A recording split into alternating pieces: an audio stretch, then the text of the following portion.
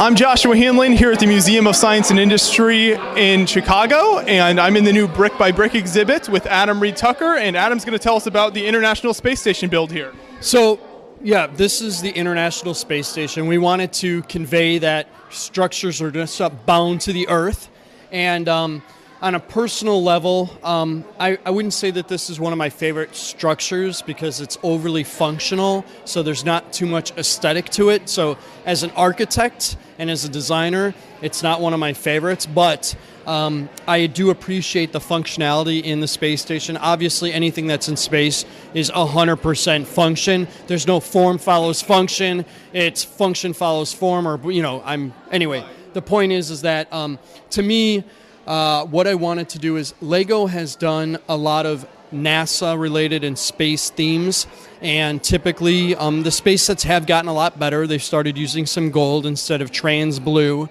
and so for me, it was really important that the panels all had real gold tiles. So every single one of those there, and I don't know what the going rate is on Bricklink, but those are all gold tiles, and I think I actually stole some of them from the old, if you remember, the virtual lug display at Brickworld for the Wizard of Oz. Oh yeah, okay. Where my portion of Wizard of Oz was the Emerald City, and Brian Bonahum donated some of his gold tiles, which yes, I have given back to Brian, but I had to use the rest of them, so I kind of pillaged my Emerald City to finish the space station. And there's a little bit of silver in there, and the space shuttle that you do see in the back is actually a brand new design. I think I took one of my favorites, because I was running out of time, I took one of my favorite shuttles that LEGO did, which I think was 6-7 years ago. It was the one that was mostly all brick built, okay? So you could probably see by the nose, I really didn't change the nose, but I got rid of like the moving wheels because they had openings that didn't look good and it wasn't realistic, and I kind of just cleaned it up and thought it was good as a backdrop.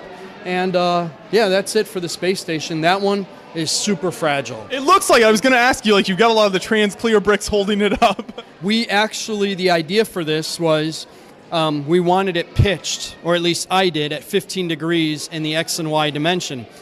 And after we put it on here, it was decided not to pitch it because we were afraid that it was going to fall off the.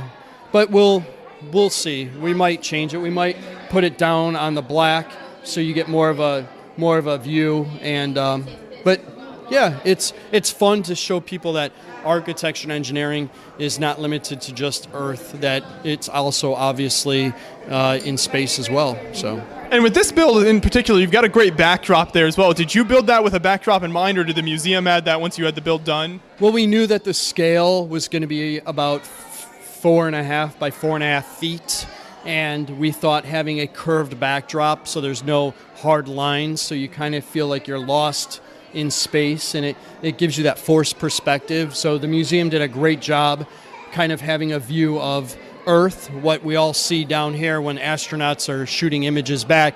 You always see that iconic view of Earth and the halo, and then inner space with some of the stars. So hopefully we've created that atmosphere a little bit. So yeah, I think it turned out great. Thank you. Thank you.